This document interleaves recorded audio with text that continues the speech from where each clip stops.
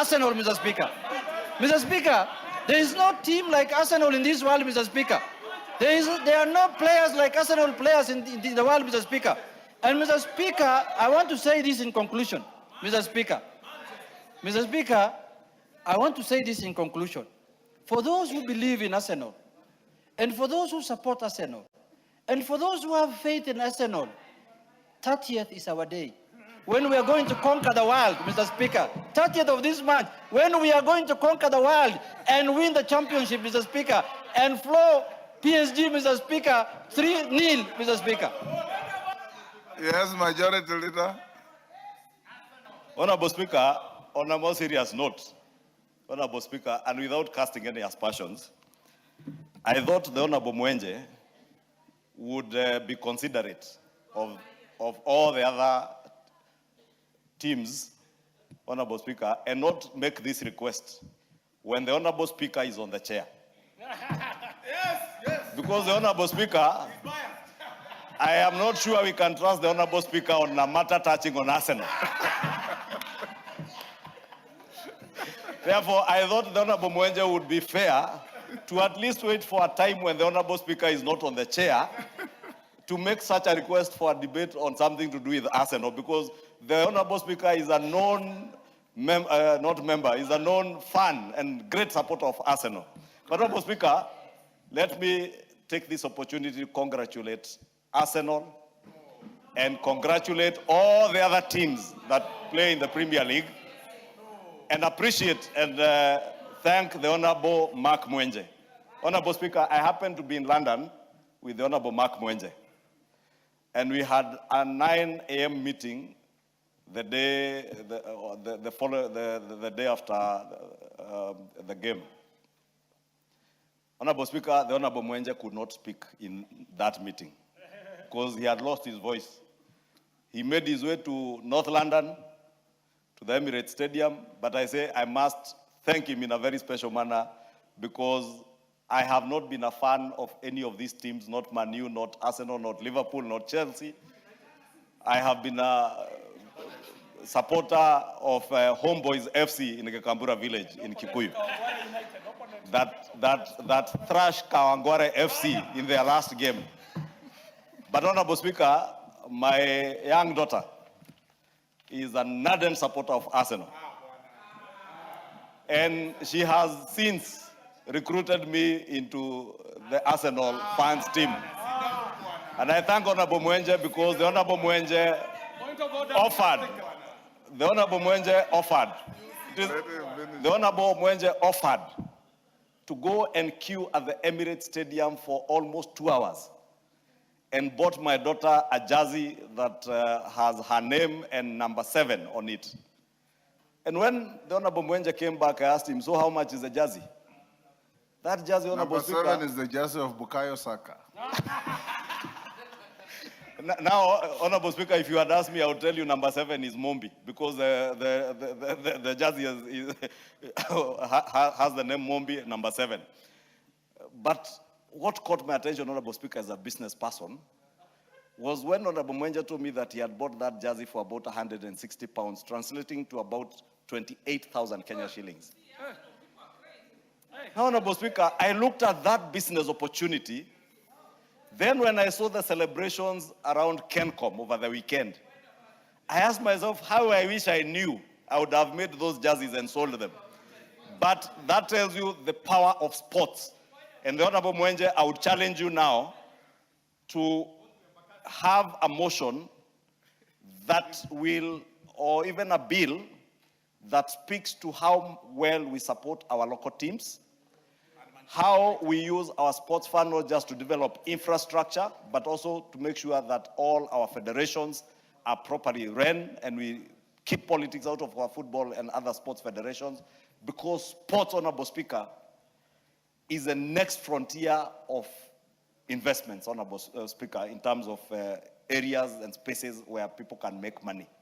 And with that, yes, Honorable Speaker, congratulations to Arsenal and thank you, Honorable Mwenje. Yes, Millie. Thank you, Mr. Speaker. It would be a tragedy if we hear Arsenal people speaking here and you have Man U in the house.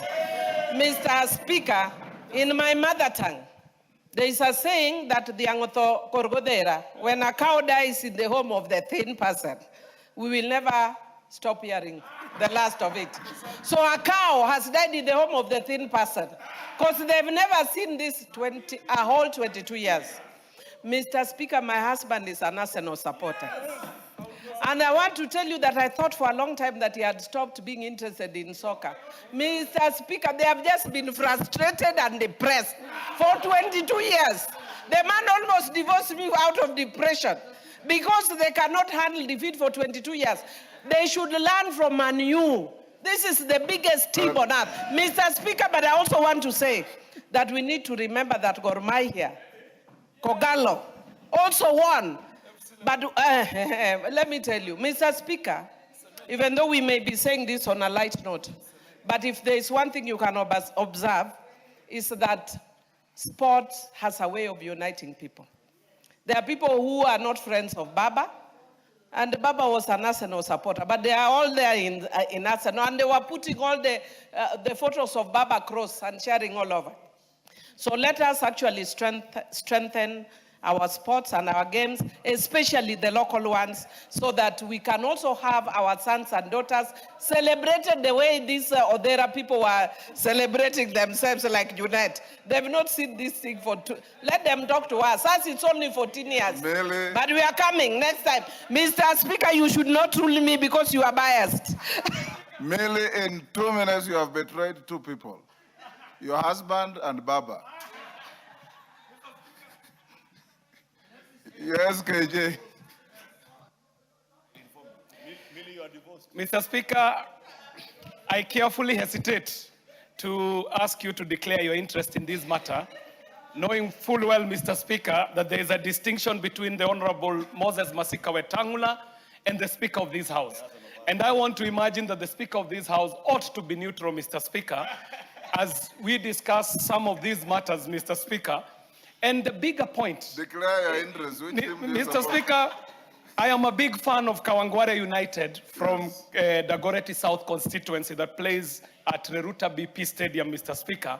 And I think the bigger point would be for the Honorable Mwenje to look for opportunity in this house for us to be able to promote sports so that if we are big fans of Arsenal or Man U in Manchester United, we can get an opportunity for them to do an exhibition match in this country, in the new Talanta Stadium, Mr. Speaker.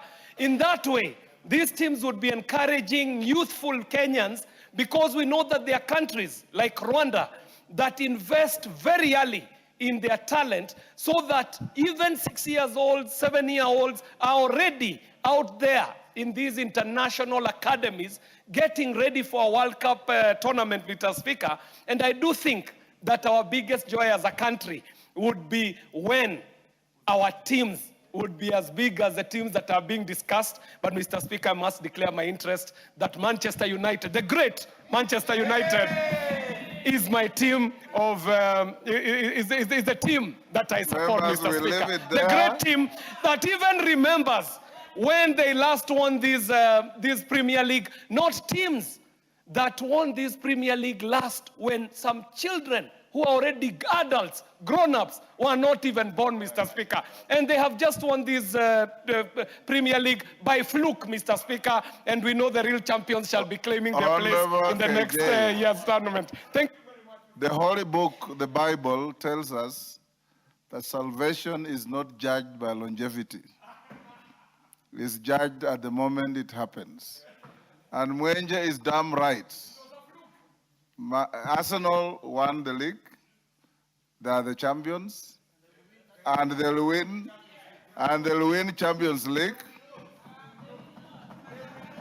Order. Let's not spend too much of our time discussing Man U, a team that was nearly relegated last season. We'll now invite.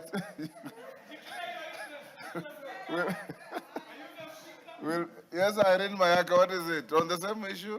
Yes, Honorable Speaker, you know I'm known in this house as the champion of local soccer.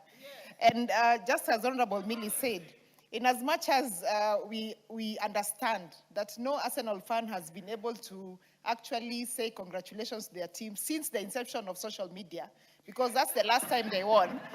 But also, Honorable Speaker, Gor Mahia has won 22 record titles. So we also need to acknowledge them for that. And Honorable Speaker, just to the point that Honorable Ishungwa said about us supporting and championing for bills and legislations that are actually supporting sports in this country, is to say that I am looking forward to this House supporting my criminalizing match fixing bill that is soon coming to the House, so that we continue supporting soccer in this country. And finally, Honorable Speaker, the Harambee Starlets have a game against Uganda on Saturday, that when they win this game, they will be participating in the World Cup for the women football.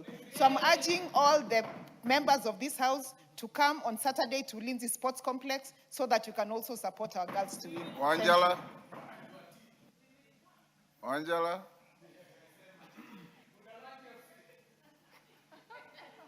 Give Wanjala the mic. Honorable Speaker, the people of Budalangi were all on the streets, Honorable Speaker. I didn't know that they were all supporting Arsenals. Mr. Speaker, they even raised money to have fun and Siangiri Bar and other bars in Budalangi. Mr. Speaker, I've been in a shop right now. I went to buy an Arsenal attire. Mr. Speaker, the line that is there, the shop is full, and the shop is called East-West Sportswear on Moi Avenue.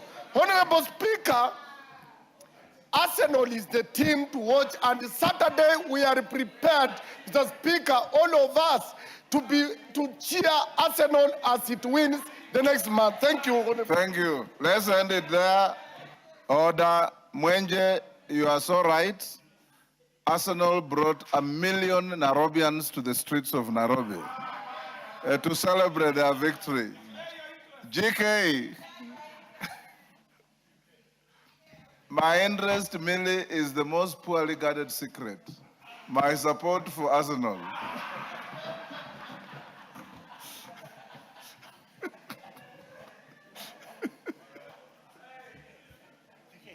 Thank you, Honorable Speaker. Honorable Speaker, I rise to move that this House do now adjourn under Standing Order 33-1 to discuss a definite matter of urgent national importance, namely the persistent increase in fuel prices and its far-reaching effects on the transport sector, cost of living, and economic productivity across